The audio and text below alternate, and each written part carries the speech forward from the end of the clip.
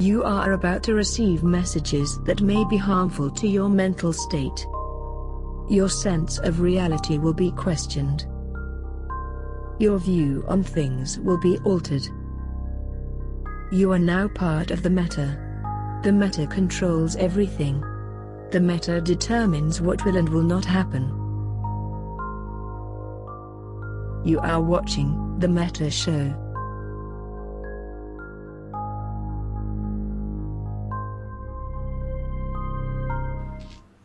Welcome, ladies and gentlemen. It is April the 4th, and it is 8 o'clock in Eve time, which means that all of us right now should be partying in Reykjavik.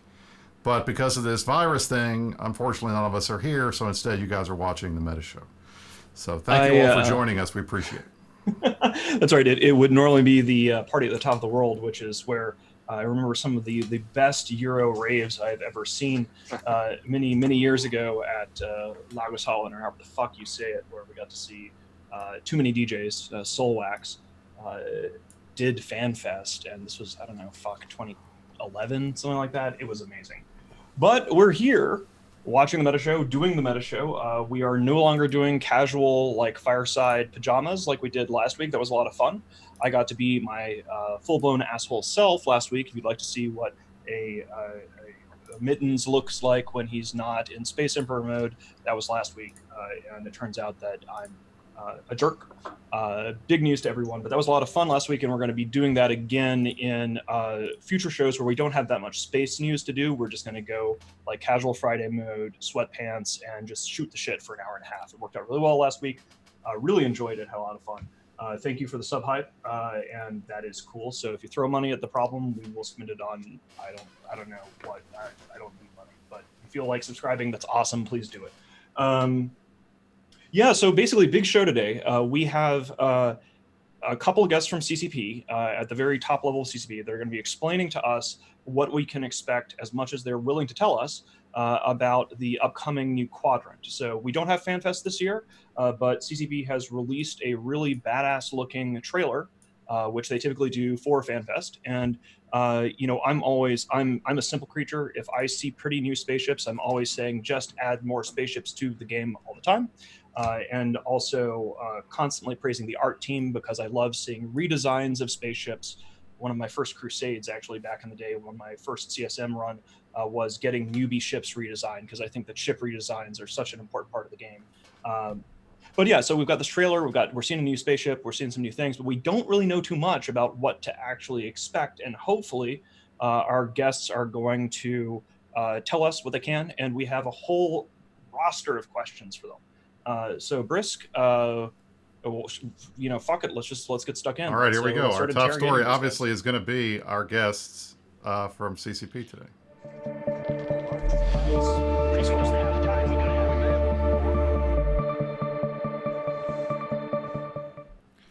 Gentlemen, welcome to the show. I'd like to introduce, on my right is CCP Berger, who is the creative director for EVE Online. And above me directly is CCP Goodfellow, who's the brand director for EVE Online. These two are two of the top guys in the game, and we are very happy and pleased that we could have them on the Metashow, because these would be the guys that would be doing presentations at FanFest if we were there. So they're not, so they're here with us. So, gentlemen, thank you for joining us. Thank you for having. Yeah. Very good to have you guys. So I'll kick it off. We're aware, we all saw the trailer. I'm not going to show the trailer again. If you have not seen the trailer and you're watching this show, there's something wrong with you. Because everybody in EVE has seen this trailer at least 1,000 times at this point. So we're not going to go into that. But what I am going to talk about, or ask you guys about, is we have a new Quadrant coming starting on Monday. The first Quadrant was called Fight or Flight. This one is called Eclipse. We've seen the trailer. We don't have a lot of information. So can you tell us a little bit about what is going to go into this Quadrant, or what you want the players to know, what we can expect in the next 3 months as you guys roll out all of these changes that'll all fit into this Eclipse name, I guess? Berger, do you want to start, or do you want me to start? Sammy, you kick it off. Yeah, okay. So first of all, yeah, the trailer, it has gotten amazing reception so far. Like I was just before the show, I was looking at the back end, and it has 1.4 million views already, which is like the fastest growth of an EVE trailer I've ever seen. So clearly, the cinematic team have done it again. So yes, we started this Quadrant concept in just before Vegas. Worked with the CSM on sort of framing this and how to present it and work around it. The first Quadrant was fight or flight. I think the name there and the theme was both extremely clear. Fight or flight, PvP-based themes, and then we had solid 3 months where the dev team came up with like various things that fit into a theme, and awesome events and many different things were sort of touched upon. For me, it was really fun to see CCP Convict, Rise, Fossey, and Mimic go over the Quadrant just before the preview of the trailer. I don't know if everybody has had a chance to look at that, but it was really fun to sort of look back. And now, like you guys have said, last Thursday we announced the next upcoming Quadrant, which is starting on Monday. This is not something one-off thing that happens. This goes over a 3-month period. And this time around, I think like everybody has seen that has watched the trailer or been following discussion, things are a bit more convoluted now, 100%. The name Eclipse, what does it mean? What does shifting the balance of power mean? There's a lot of speculation going on, a lot of fantastic speculation. Some people would like to know more exact detail immediately. Has anybody gotten close in the speculation? Has anybody even come close to what it is yet? It's amazing how people are already right and already wrong. And it's actually great. That is a great politician answer. I got to give you. That's a great politician answer. And I was watching the. Sorry, go ahead, Berger. Yeah, and it's also great to hear all the speculations and actually be inspired by some of the speculations, because some of your guys' tinfoil theories are just kind of, that's just, adding salt to my evil soup. I like it. Okay, so here's what I want to do. I basically want to, obviously CCP is playing their cards close to the chest with this one, right? Like a lot of times we have an announcement or, hey guys, particularly when it comes to like the big FanFest trailer or something, there will be like, we're doing X, Y, and Z features. And I also understand that you guys are playing things close to your chest because we don't really have much information really at all about what is coming. So instead of like needling you guys with questions, basically what I want to ask is, you guys chose to put certain things in this trailer, right? Like there are certain things that are in the trailer that you have chosen to reveal to the player base. And maybe, Berger, if you could walk us through some of the things that you would like us as players to look at and notice in the trailer, like, hey, this is a star, like basically show us, show and tell, what are the things that you think that we should be noticing here as relevant to what's coming on Monday? Well, I think rather than kind of saying what's coming Monday is more what's coming over the next 3 months. And I think that's kind of an interesting challenge with a trailer like this. Is like, how do you kind of hint at things that might be coming your guys' ways, and how can we kind of progress the story that's already kind of ongoing in the world, and allow kind of the basically start to kind of spark interest and curiosity in the next 3 months. And I think there's a lot of literal things in the trailer, and there's a lot of reading between the lines in the trailer. Like, of course, we're not introducing walking on planets in this Quadrant. Sorry, guys. No, we're not doing that. Thank you for at least clearing that up, because people are going to say, oh my God, we got walking in planets now. This is great. Yeah. My Twitter DM just filled up, instantly. Yeah, and also, if you also guys look back at Quadrant 1, I think people now looking back can see all these things. But for Quadrant 1, we did not either announce everything in January, and then you had the 3-month thing upcoming. If you look at when we announced things and when they came live, we had a 3-month plan that was announced at certain points, went live at certain points. Looking back, you see all this stuff, and then you see, like, yeah, there was a lot of things that happened and were planned. And this is the same for Quadrant 2. It's not like we're changing some recipe for Quadrants. It's just the fact that people were expecting and waiting for FanFest. And of course, I mean, I was watching Open Comms yesterday.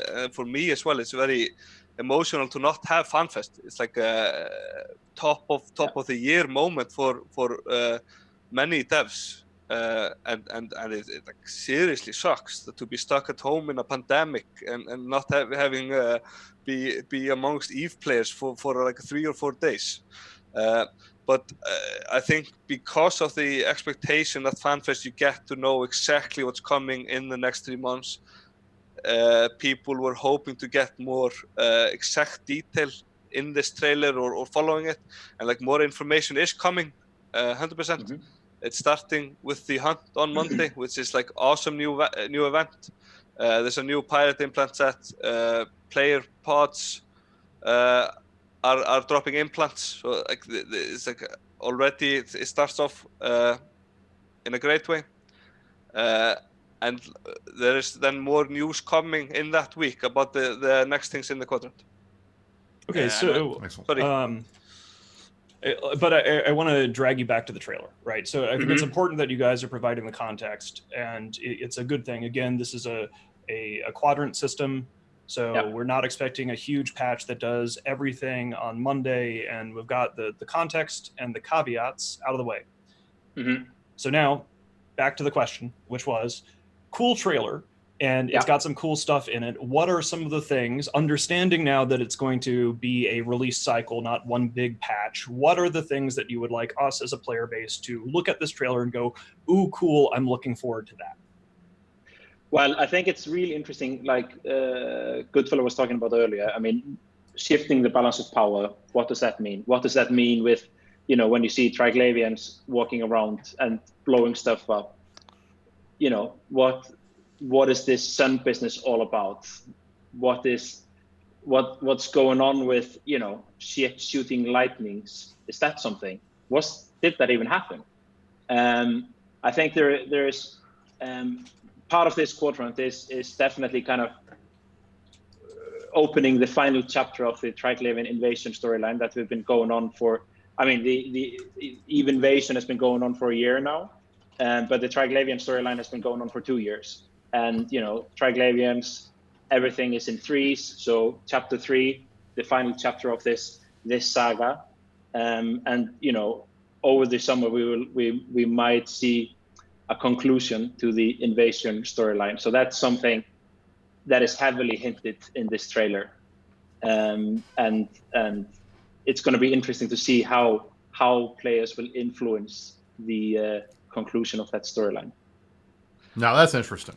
Now that is interesting, because I think the one thing everybody was looking at when we were trying to figure this out is this going to have a lasting impact, or is this just a storyline kind of thing that's going to be there and then it'll go back, everything will go back to normal? And it sounds to me, based at least the way that you guys are trying to cut around the edges, that we might see some long-term changes here. So that sounds interesting. I think that's like New Eden will not be the same, and this is also just some learning from us from the past. It's not enough just to have a trailer that's awesome or tell a great story or something. This is a universe where the players are driving the storyline and how the universe is. That is a goal for the invasion. Yeah, I mean, I think it's incredibly important. Like, back in the days, it used to be kind of, you know, you had EVE Online and PvP was kind of at the core of it and at the center of it. And PvE was almost like this thing that lived outside kind of the core of the game. And this is something we've been very actively working on, is pulling the PvE more into the core of the game and allowing the environment to be a bigger participant in the progression of the universe. Of course, there's a sliding scale, and you know, there are areas where players have more influence, and there are areas where the engine or the environment has more influence, and you know, we've been working on kind of finding that balance, and I think invasion has taught us a lot, in that process. I'm gonna editorialize a little bit here. I've always believed that having better PvE is a key part of the game, right? Like, especially from like a new player perspective. This is something that I've been ranting at. Now, I do not play PvE in EVE Online. I think the PvE in EVE is something that just I don't do it. But I want it to get better, and I've always wanted it to get better because I want it to get to a point where I want to log in and play it, right? Like in World of Warcraft, I would play the PvE aspect. It would be inherently fun until it turned into a grind. Same deal with games like Warframe and stuff like that. So I'm broadly supportive of more and better PvE, even if it sounds like not something that I would really care about. However, we're in sort of an interesting situation here in nullsec because one of the focuses I've had just on the fireside chat I gave just before this Metashow was, we're spinning up programs for harvesting abyssal mods or abyssal like Kikamura BPCs, and we're working on a mission running thing to like harvest implant sets in this. But the challenge I think that a lot of the player leaders have right now is that obviously a high PCU is good for EVE, and it's shitty that we're in the middle of this pandemic and stuff like that. But when you log on and you see that there's 38,000 people playing EVE on a Saturday, that's great news. The challenge that I have as of this, Saturday's meetings is basically, there's all of these nerfs that just hit in terms of, people with Rorquals are looking for places to mine and things to do. And we're like, okay, we're gonna set up an abyssal thing over here, and we're gonna do this and we're gonna do that. And we're trying to like redirect all of these players who are now trapped at home looking to play the game. And the things that they had been doing, they either cannot do anymore, or it's not nearly as effective, or it's going to take them some time to do something. So basically, I guess a more pointed question would be, is there going to be something cool for my people to do on Monday from this, or soon, maybe not Monday, but, over the course of this quadrant? Because when, in chat, we're seeing the reaction already. And this is not like a knock on CCP. It's just, when we hear storyline and Triglavians, sometimes that means high sec, sometimes it means drifters. And, I legit had a ton of fun during the Drifter thing. I think there's lots of criticisms about it, but I had fun. But anyway, so basically, that's the only thing that matters. So, but what is there going to be something cool and new? Speaking of PvE, for people in all parts of the game, or only some parts of the game, or maybe you can tell us a little bit about like what is there going to be for us to do to look forward to. So, like in Quadrant 1, we try to touch on kind of most areas of space, and that's something that we want to continue to do in the quadrants, is kind of give each part of the, like, try to pick something for each part of space. We have things planned in Quadrant 2, 3, and 4 that's going to be really interesting on kind of the later game, definitely. And we are looking at, like, currently we're going through a period. If you guys read the great economy blog that came out earlier this week, we're basically we're in a kind of a cooling period right now, where we're cooling a lot of the economy to allow for bigger, more important changes later in the year. And I think we are getting to a point where we can like start turning our dials up again and allowing for more interesting things, but things with more focus. And I think, so rather than just kind of people getting a little bit of everything, let's make sure that, moon mining has back to focus. Let's make sure that all these things have a real and like healthy purpose in the ecosystem. And while we're talking about ecosystem stuff, if I can just hop in real quick. Yep. And since we talked about the dev blog, one of the things that I thought was key, and I think it drew a lot of people's attention, was the sliding scale that was in there, where it had where we are right now on the far right, and healthy in one section, and then on the left hand side unhealthy. And obviously we're not at the point where we're we're unhealthy because there's too much stuff, not because there's too little. But the fact that there was a zone that was healthy, can you talk about that zone, what that looks like to you guys? Because I think from our perspective as players, we're trying to figure out what is the end goal of the starvation of the ecosystem. Is it simply to get rid of deposits of stuff that already exist? Is it to make ships? I mean, obviously, it's to make things feel more valuable, so that when you lose something, there's actually a penalty. So that it's not just there's so much stuff that already replaced. I understand that aspect of it, but I think a lot of us are trying to figure out what does healthy mean and how do we know when we've gotten there. Yeah, So what does victory look like, basically? Okay, so if I jump in first to address your question, Mitani, before. Yeah, please. Like for this quadrant, the second quadrant, we definitely have the plan to keep up the pace on core changes throughout the quadrant, just like we did in quadrant 1. Not everything will like happen in 1 week, and like sometimes a week, an update in 1 week will not impact players exacting what they wanted, like we just did in quadrant 1. Like it was low sec. Not everybody cares about low sec. That's fine. Low secers care about low sec. Same with the wormholes update. We touched upon wormholes, had an event there, and this is what we're going for: more fast iterations, touching different things, learning and continuing, iterating. So definitely the core group, the EVE veterans, can expect that, and there is an awesome balance block coming this week as well. Balance block, okay. Yes, that's sir. All right, that's good. So since a lot of the folks in chat are complaining about balance changes, which has nothing to do with either of the two guests here, I'm glad that there's a balance block for them to look at later in this week. Give the people what they want. Let's address these questions. Absolutely, we're not here to hide or something. And also, like in the trailer, there are new ships and weapons, and these ships and weapons, like there's a reason why people are excited for them. I'm not going to go into detail now. I'm sorry, but you guys have to just keep on speculating and think about what it is. The time will come when you get to know the information. There are balanced things. There will be a good celebration around the birthday of EVE. I mean, EVE is turning 17 this year. That is like a crazy achievement. And then if I go on into the economy stuff, I think it's an extremely important topic to discuss.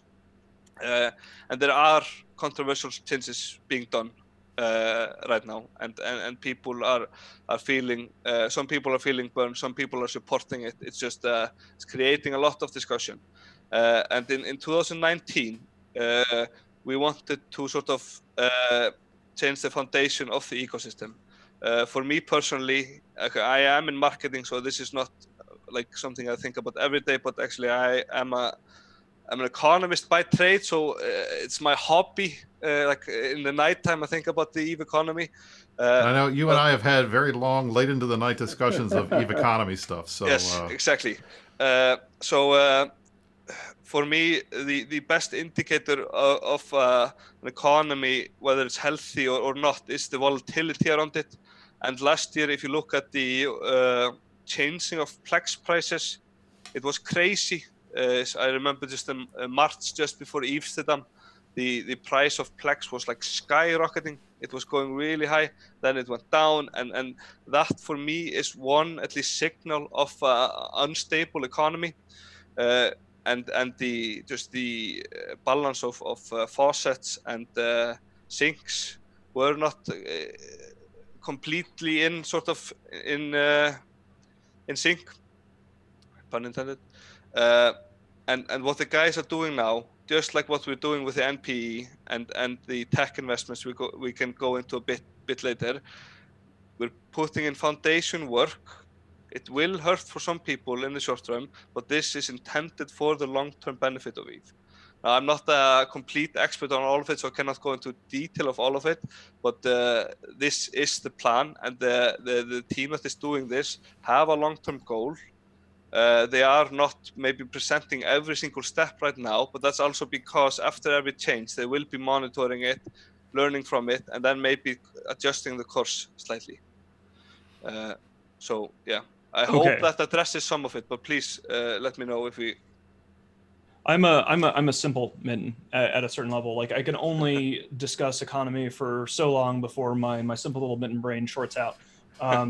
So you might be off the hook, is what he's saying, good fellow. Yeah, I mean, obviously, like we're monitoring the fact that Plex prices are like it looks like we're about to have a deflationary spiral in EVE, which is the economy is fundamentally just the EVE economy is fundamentally a commodities market. It's not like that's what it is. I don't think a lot of people understand that. But we'll have to see what happens and hope for the best, that you guys are monitoring what's happening with Plex. And, I want to shift to talking about new players and the new player experience. And this is actually kind of a segue, because one of the reasons why I'm concerned and I have to think about the economy stuff at all is because when I see Plex prices crashing and stuff like that, nobody wants to rule over a dead galaxy. So for me, I'm very excited about having new players. I really like the fact that you guys are focusing and like trying to drill down on that. I was delighted to see the success of the Korean launch and a bunch of stuff about that, because again, every autocrat in nullsec wants to run a space empire, and nobody wants to rule over a empty space empire in an empty game, because who gives a shit at that point? So new player stuff. First question is just, you guys have spent a lot of time on this, and some of them have been, community fittings. Some of the things have been the infamous red dots. I'm really looking for just a general broad update of, I want good news. We're all in a place where we want some good news. Can you please give me some good news about how things have gone with the NPE and progress there? Yeah, so it's actually been, so exactly a year ago, we basically made the decision that we had to double down on new players. Early 2019, things were not looking good. And we made the relatively controversial decision of showing raw data in Amsterdam on just exactly how many people are falling off the train.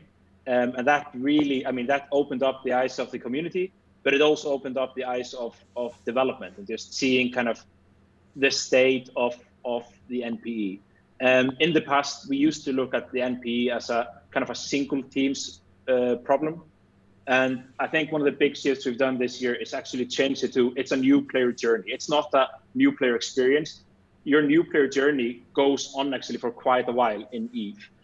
There are so many playstyles. There are so many playstyles. People are learning on day 180. There are so many playstyles. Like there's playstyles I'm learning still, and I've been playing the game for like 9 years. So over this year, we've basically we've done kind of a focus shift in the company where the new player journey is everyone's problem. It's the content team's problem. It's the ecosystems team's problem. It's the core experience and game identities team problems. So everyone is thinking about it. And even if people are focused on, a new ship for, a specific play style, they're still thinking like, hey, what is my journey towards that ship? How do I teach people to fly that ship?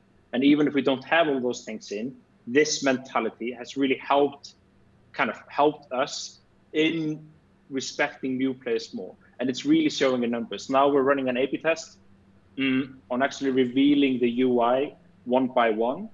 And we have some issues, like there are some bugs in it, there were some localization issues with it.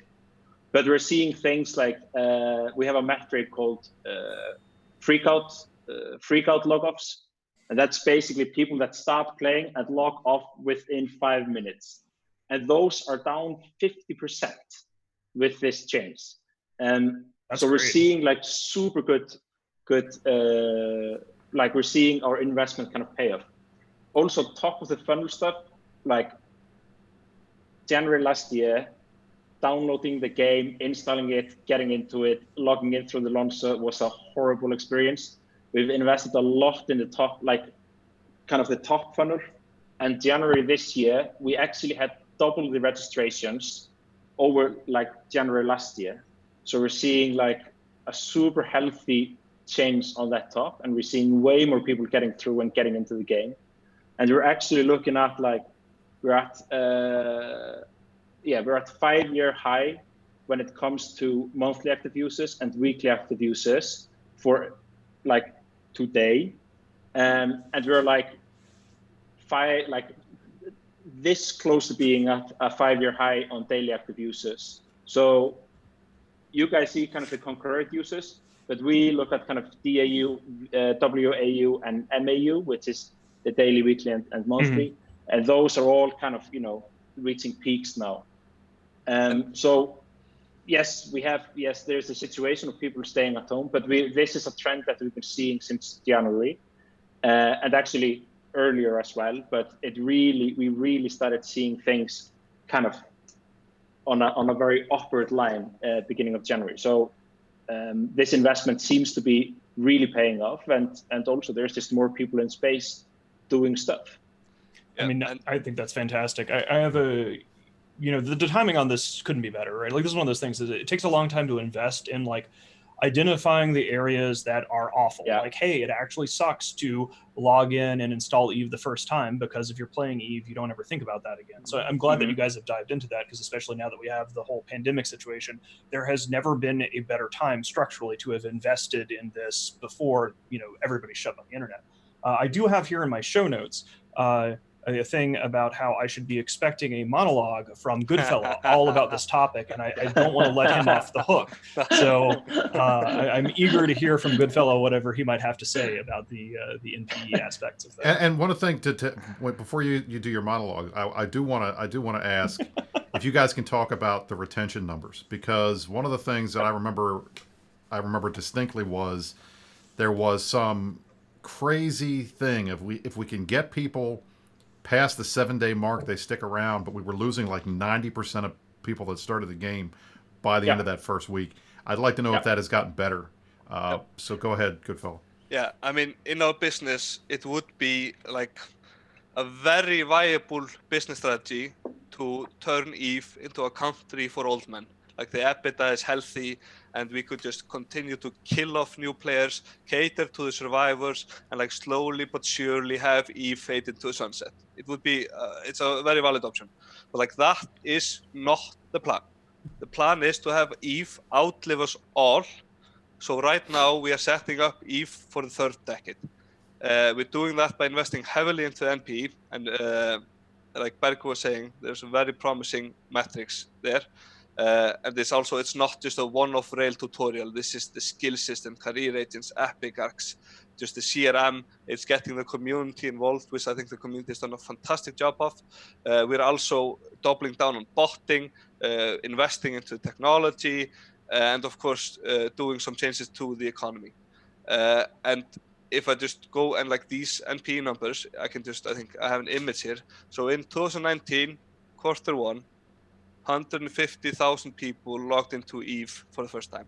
These are human beings. This is not the alt account discussion I've seen often on Reddit. We calculated based on human beings. In Q1 2020, we had 325,181 person try out Eve for the first time. Nice.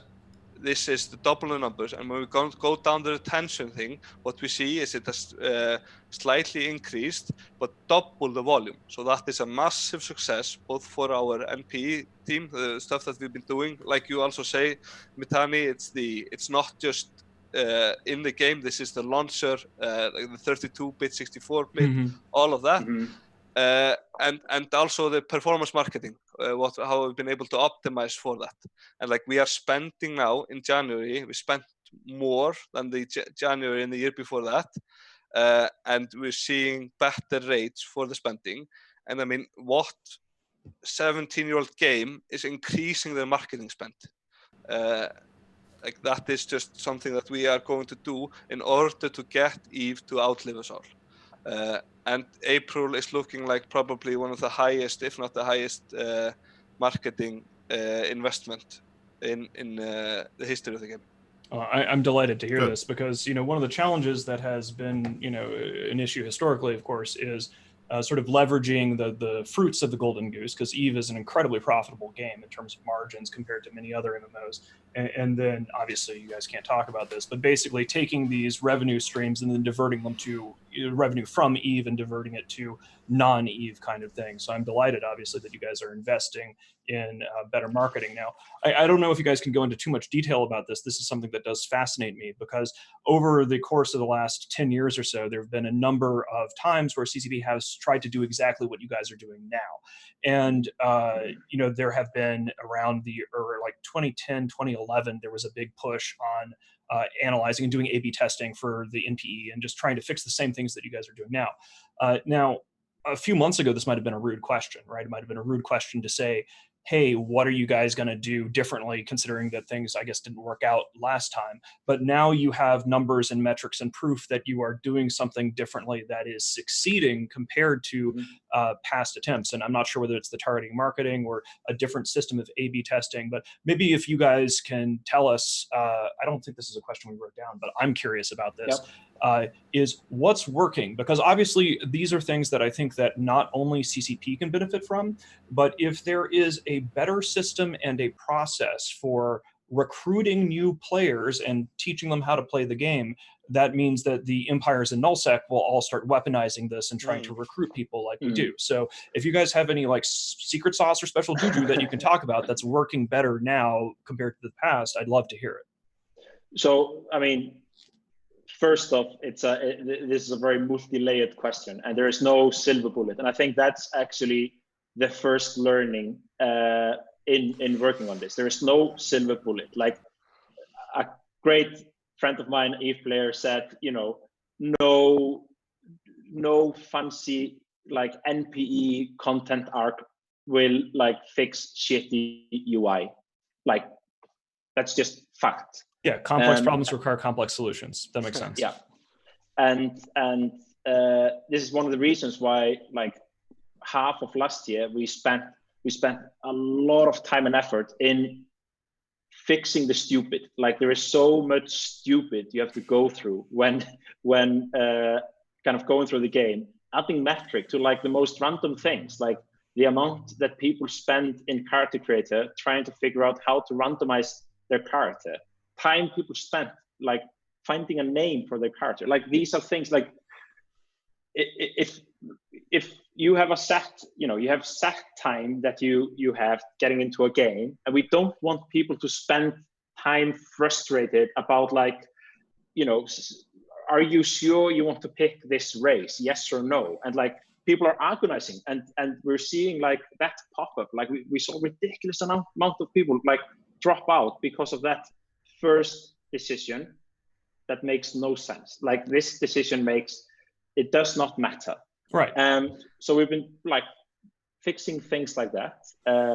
That fix is actually coming in April, finally. That's good. Good. So what also, like, for me, inside looking out maybe is just for CGP, why this has worked, Methani, is just the focus. It's just like this has been hammered and hammered and hammered internally and externally for a year now. So I don't think there's any person at CCP that can say, I don't know what the focus is or where we're going. And like, this is just where everybody are rowing, and at the front of the boat is the Hilmar even. Just he is the one, the biggest sort of advocate for this, and is hammering home at every possible opportunity what the focus is, where we're going, and why. So yeah. I don't know if that's like answers your question, but at least for me, the focus is what is making us achieving this. Now, I want to real quick, just to clarify, because we had some comments in the chat on it, and I want to be clear, because I'm pretty sure I'm pretty sure I'm clear on it, but I want everybody to be clear on it. Goodfellow, when you were talking about numbers, you're talking about the creation of new accounts, new players. These are not like alts. These are not people that already are connected to EVE. These are brand new people who have never tried EVE trying, right? Yes, correct. Okay. Thank you. And like, let's hammer that home. These are people, human beings, from different countries, different ages, different genders, from all around the world, trying EVE Online for the first time. This is not somebody creating and mining alt or something and logging into EVE. These are human beings trying out the game. And that's great. I mean, 300,000 people trying a 17-year-old game in a month, that's pretty cool. So yeah. If we can even keep a tenth of those people for more than 6 months, that's great, you know? And that is our challenge. Our challenge is not long-term retention. I know you hear about people leaving the game, and that is, of course, also important. I'm not saying that. People also come back very often. Our challenge is to keeping people in EVE in the first month of their lifetime, New Eden lifetime.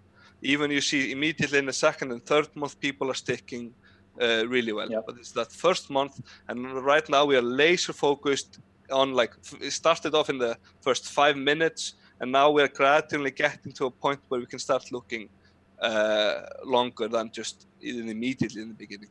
And on that point, and the converse, because we had so many people trying the game for the first time, I want to go back a little bit, talk about the blackout, the result of the blackout, and down the road.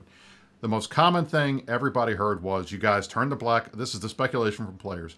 You guys turned the blackout off because we were hemorrhaging players. People weren't playing the game. They were unsubscribing. They were getting rid of their accounts. Nobody was playing. Nobody was logging in. And we know we saw dips in the DAU in that time period, which is the main stat that players pay attention to. Can you give us the down low? Really, what was the result of the blackout? What was the idea that everybody was unsubscribing and stopping? Did that actually happen, or is that just player speculation? I can start, Bergur, or do you want to start? Go for it. So in the summer 2019, we wanted to change the direction of where he was heading. We'd already started the focus of NPE, but we wanted to sort of increase that directional change more. Enter probably the most controversial thing that has ever happened to EVE, the Age of Chaos. And there our plan was to both push ourselves internally and the players to the max to try to understand if we still had it in us to do rapid changes to the game, and how much change our players could handle. In a way, you could argue that this chaos era was the first quadrant of EVE Online, just a very chaotic version of it. Blackout was one of the things we did there, and I think it was like 66 days. I don't remember the exact number. 66 days, yeah. Yeah. So I do remember the exact number. But there we changed the chat in nullsec to offline, like a binary change, and then a debate around that, what would happen, what people would think, can now be viewed with actual data and changes. And like you said, Brisk, there were people that did not like it at all. There were people that really did love it. We did not see a great increase in unsubscription numbers, and also looking at the PCU, like we were attacking botting tremendously at the same time. But what I can say is that this binary approach is not the correct way to do with Blackout. This just turning it off is not the correct way to go. Otherwise, we just would have continued. I mean, I think you can't really argue against that. But what we also learned is that this intel gathering is incredibly valuable. So now we have the data of nullsec without Blackout and nullsec with Blackout, and then the answer lies somewhere in between that, I would say. Okay, so I've got data, of course, is great. And I love talking about data in the NPE and as it relates to Blackout and things like that. And just briefly touching on something that you guys talked about before, and it'll relate back to this Blackout stuff, is, human willpower is a resource. There's a whole bunch of scientific studies involving like willpower and analysis paralysis and the amount of steps that people are going through. So when you guys are talking about adding scaffolding to the gameplay experience of the tutorial of how do you walk through people learning things to the point that they don't have the freak out, this is music to my ears, because you're talking about, science, or at least the closest thing we have to science and psychology and sociology and shit like that. So that's good. But when we're talking about science and talking about data and understanding things involving things like Blackout, something that has just drove me up a wall during it was, on the one hand, we're making the argument that we understand what happened during the Blackout. But the preface to the answer was, hey, during the Blackout, we also were cracking down on bots, and we were doing a bunch of like skill giveaways and stuff like that. So what I want to know is, as you guys are tinkering with the economy, which is good, I think that, having inflation is bad and balancing the economy is good, and, all this other good stuff. Have you learned the lesson from the Blackout of polluting the data by meddling with things that are altering player behavior? And did you are there systems in place? Was that an actual takeaway that is now, looking forward to this other stuff? Because you can't run an experiment if you're fucking with all your variables, right? And that was, we in theory, it would be nice if we could say, hey, we learned all these things about Blackout, was awesome, and we have all this data now, but that data is polluted. So going forward, what are we doing to make sure that these experiments, which I think are necessary, I think Blackout was good to try it and then run a test, but what bothered me was polluting the data. Let's talk about that. Yeah, it's spot on. Like, this is one of the issues that we had in the Blackout and the Chaos era. I mean, we were doing this for the first time. You also have to remember, kind of just before the Chaos era started, we had gone through a period of doing very little for quite a long time. Like, there had been a lot of talk and very little action. So this was also pushing us into doing something, basically breaking the cycle of under delivering. And I think if we hadn't had the Chaos era, we wouldn't have this Quadrant concept today. One of the first things we did when kind of looking back, like after the Chaos era kind of wrapped up around kind of Vegas time, we rolled out the first Talos release just before Vegas.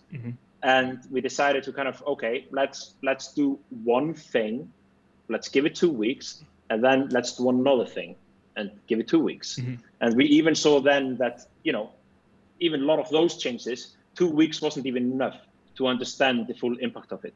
So in Fight or Flight, we decided, okay, let's do a wormhole change, 2 weeks of that, and then not touch wormhole for some time. So we can see the real effect of the change over a longer period of time.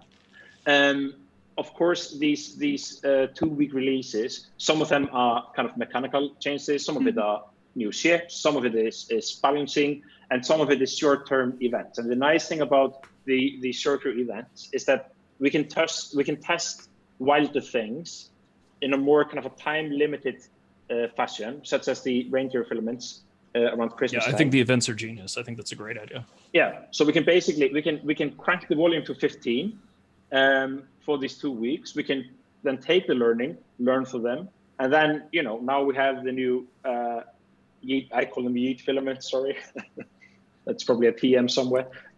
We like it. Yeet fleet. Yeah. And now we have them temporary in game because we took the learnings. We took like what out of the reindeer filaments is great as an event type thing, and what are great as kind of an evergreen thing. Right. And actually rolling, like, we can hypothesize forever and ever and ever in-house.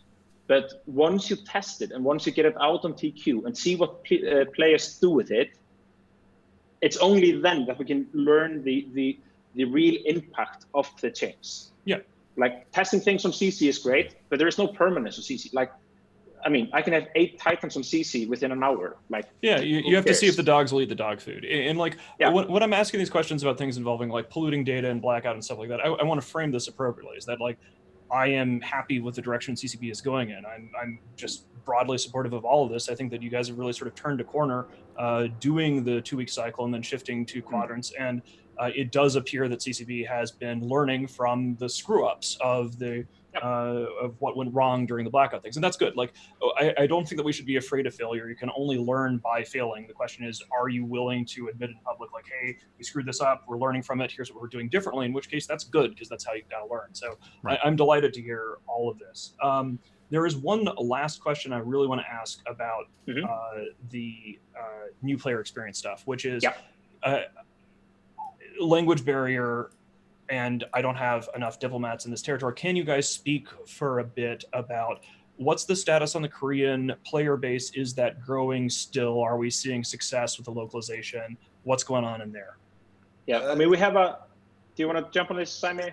Yeah. First of all, I also want to just tackle, like, I 100% agree we should do everything we can to sort of isolate things to learn from it. I mean, that's just like sort of basic how you do testing. You change one variable and then you observe the change and you have a hypothesis and then you calculate the significance and, you go on and on.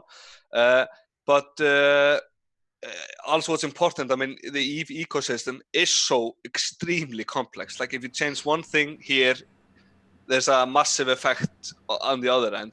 So it's also a challenge for us, and I don't want us to slow down to think about exactly what we're doing and keeping everything isolated, because the risk there, I would say, is also that we slow down the cadence, like not to overthink the exact change and how to measure it.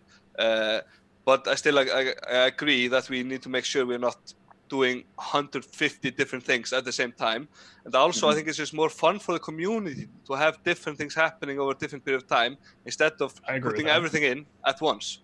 Yeah, I mean, I think using events and the stuff you guys are doing is a very sensible way of testing new things out. I think that's good.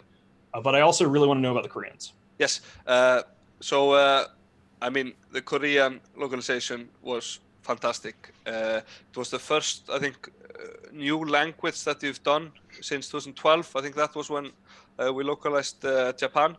And it was a really good sort of tracer bullet for us as a company to do a localization of a new language again, because there was a lot we learned, a lot of small tweaks that were impacting like the new players. For example, now we have fixed things, so the localization usage of French has doubled just because of some minor settings localization fixes. So it was really good for us as a company to go through it. What we learned, it was extremely labor heavy. So right now, while we've seen massive success in Korea and we are working on now trying to unlocking more growth there, like we've seen stability now in the DAU, the Korean players that came in have now sort of established what we're trying to focus on. So they're sticking around. That's what I want to hear. Okay. Yes, sir. Good. Yes, sir. That's what I want to hear. Excellent. Thank you. And what we want, we don't want to settle for sticking around. We want to strive for growth. So now we are looking for that. And also what we're doing is sort of gathering internally and setting up localization so that we can do new languages at a much better scale instead of having to put the whole. That was going to be my next question, because I think we hear as players all the time, and when I was in the CSM we heard it a lot as well. Players want to play the game in their language, and granted, not everybody is as lucky as Mittens and I and the other Americans and English speakers that the game is based around English. But I think the Korean example is a perfect example of the proof that if you build the game in a language that players understand and it's easy for them, they're going to come and you're going to make money off of it, and the localization ends up paying for itself. So I'm glad to hear that's being recognized, because I feel like we could get a lot more players with a Spanish localization. I know it's going to be difficult to do,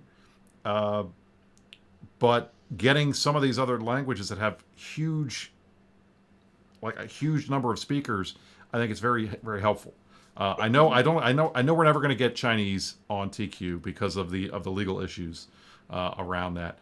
But I know that Spanish would be a major one that folks ask about all the time. I think Portuguese would probably be a big one too, given the number of folks in Brazil. I think that's those types of things. I think we got. There's money on the table. You guys got to take it. I have an opinion about this. It turns out I didn't realize I had an opinion about it until suddenly I had the feeling of an opinion, which is that it's great that CCB has. This is pure editorializing on my part. I think it's great that CCB did the localization and sort of organizationally relearned how to do it with their current crop of staff, right? Because there's lots of turnover there in any company. If you haven't done a localization in a zillion years, you need to basically learn how we do this. But if I was in charge, which I'm not, I would probably be focusing, okay, we know how to do the localization. Let's figure out how to do these more efficiently, but let's fix the NPE as much as possible and really do that before working on the localization, because if they optimize the NPE better, then when they do add the localization, it'll be more sort of oomph in terms of the numbers.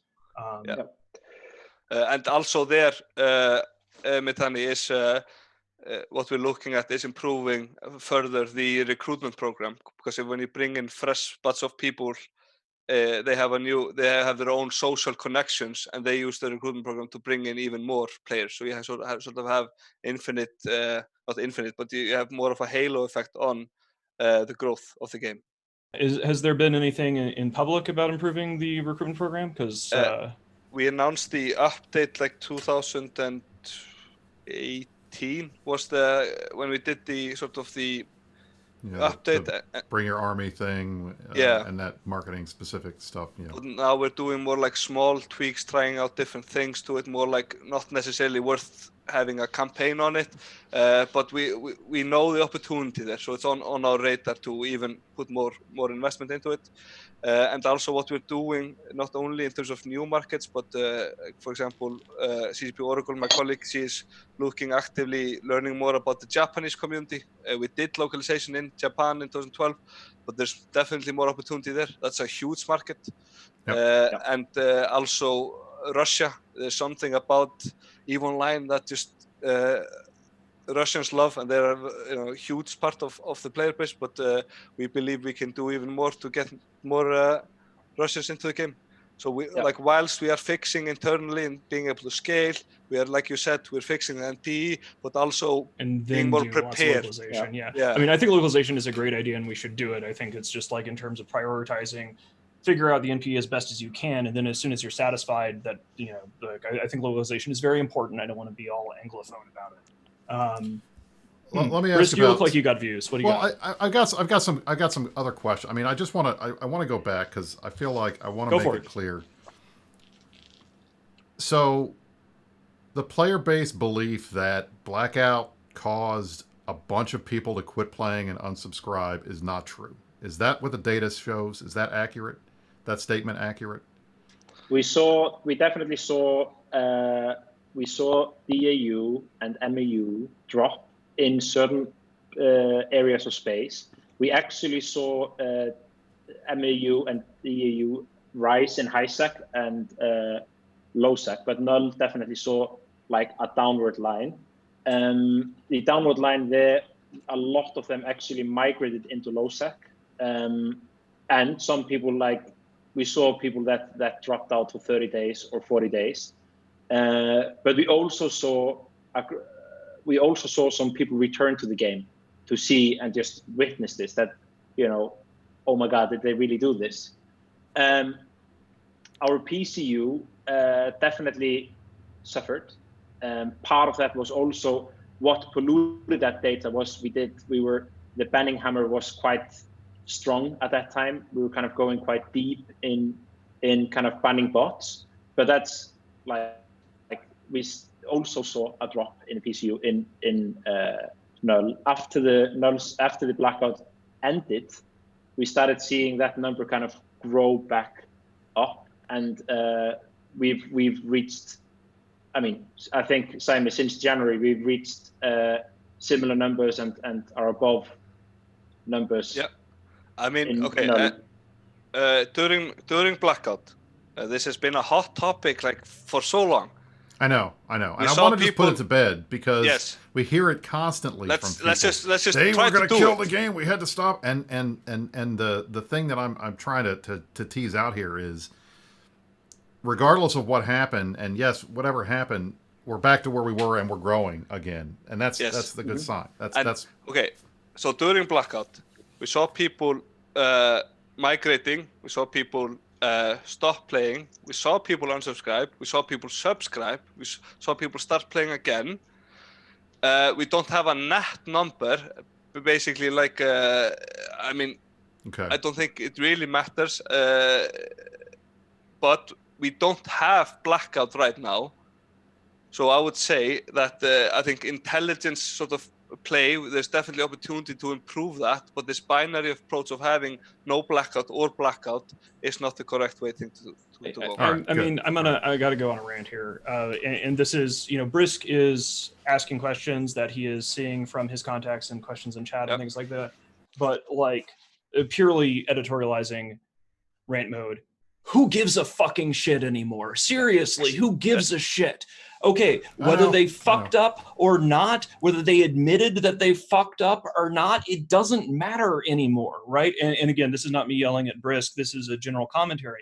Like, you can get CCP guys on, you can put a camera in their faces, and you can be like, do you admit that you fucked this up? Or do you agree with this? Or do you agree with this? For shit that happened in, like, what was it, like fucking June of last year? Who gives a fuck? July, anymore, right? So, like, the thing is this, like, yeah, okay, another reason why you can't really get a fixed answer about whether Blackout was a success or not is because we've already sort of discussed how the data is polluted anyway, right? So no matter what you look at, people are going to be able to find an answer that fits their cognitive biases, and they will then just go, oh, this is the answer I want. It literally doesn't matter anymore, because the important thing is, the only thing that matters is game number go up, right? And right now we're in a place where game number go up. And you're absolutely right, Minz. And I want to make clear, that is why I'm excited, because what I feel like, if anything, the Blackout proved was the resiliency of the EVE player base.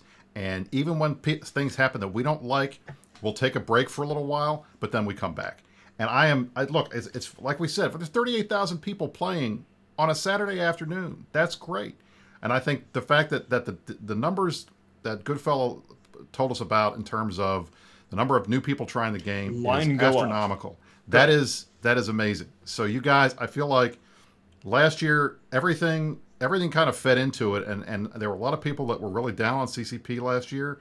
Those people are eating a ton of crow right now, because you guys have been doing the stuff that needs to get done and making the game better. And it's the proof is in the pudding here. We've got increased numbers playing every day. We're seeing this 2-week pace of change. It's happening. This is not talk. It's literally happening. We've got all kinds of people excited about the game. I'll tell you this, our viewership on these shows is rising. I see there's much more support for streamers from the company. I'm seeing a lot more support for shows like ours. We've had you guys on twice. We've had CCPers on twice in 3 weeks. That's unprecedented. And I've seen a lot of CCP folks everywhere. Spider was on Open Comms last night. I'm pretty sure that's the first time that there's been a CCP person actually on Open Comms, and I'm proud of him for being brave enough to come on that show. That's not a show I would have recommended him to do. We had Push to Talk folks has had a bunch of, Imperium shows, Talking in Stations has done a ton of stuff. I mean, you guys are out in the community and you're listening, and we appreciate it. So I want to make it clear, I'm not trying to hammer on the bad stuff. I think, if anything, what it tells me is you guys got the data and you learn from it and you're doing the right stuff. And that's what I want to make clear, And Chris, that's the key here. We actually are learning from this. And like, if it wasn't for the Chaos or the Blackout, we wouldn't be in the place we are in today. And this is absolute key. Like, everything we do now, we try to learn as much as we can from it. And yeah, sometimes we get, best idea ever over the coffee machine. We try it and it's a complete failure. Sometimes, you get a thing that you're like, wait, that won't work. And we get like a frigate escape bay, and it's amazing. And it was completely left field, and no one saw it coming. And that was fantastic. People just need to get over failure, right? Like, this is the thing. Like, sometimes you just have to get off your ass and kickstart a book that fails very publicly in front of the entire gaming community, because it might have worked, right? Sometimes it can be a huge disaster, but then do you learn from that disaster? Sometimes you stick a wizard hat on your head. Do you learn from that? Like, the thing about, like, this just bothers me about nerd communities in general is that we've got to stop being so fucking thin-skinned about failure. You're gonna faceplant. You're gonna make an ass of yourself. You're going to fall flat on your ass in front of a crowd. The question is not, are you gonna fail? The question is, how do you get back up, and what did you learn from it, and what does that say about your character as a person or as an organization? So, this is one of the things that bothers me about these discussions. So, like, I'm going to acknowledge the fact that we have questions in chat about the Alliance tournament. I'm not going to act like those questions are not there. I'm not going to bother these guys with this, in the same way that I think that, like, the whole Blackout discussion is old and cold. It is not germane to what we are going through as a community. Because as a community, it's not just about what is CCP doing, but particularly when we're talking about the new player experience, like, they could, if you want to help out EVE Online, this is something I haven't thought of before, and maybe it wouldn't actually help, but like, we could organize across like the nullsec alliances to have people all like install the client on a day and go in through day one and then write down their feedback and then send it to an email or something like that. Because again, nobody, or maybe this is just me, I don't want to rule over a dead galaxy, right? So we want to always have number going up. We always want more players in the game. And there's a lot of ways that we can work together to try to make that happening, especially because we're all trapped inside anyway. So why the fuck not? So, more new players, equals more content. That's sandbox, It's new content. It's more content. more players in space doing things means more players to get blown up. It Yeah. means more players that we can recruit. It means all that stuff.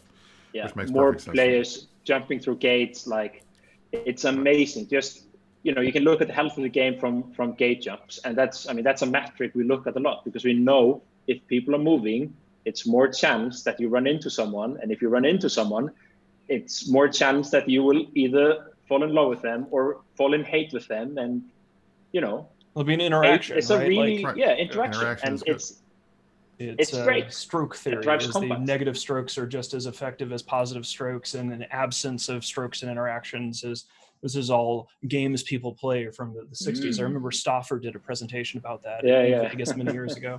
All right. Well, I think Brisk, how are we doing? I think we're at the top of the hour. We've run a little bit over, but I think is there anything else, Brisk, that you wanna ask? I think No, I've completed my I rant. think. I mean, look, I think at this point, you guys have been very forthcoming, and we definitely appreciate it.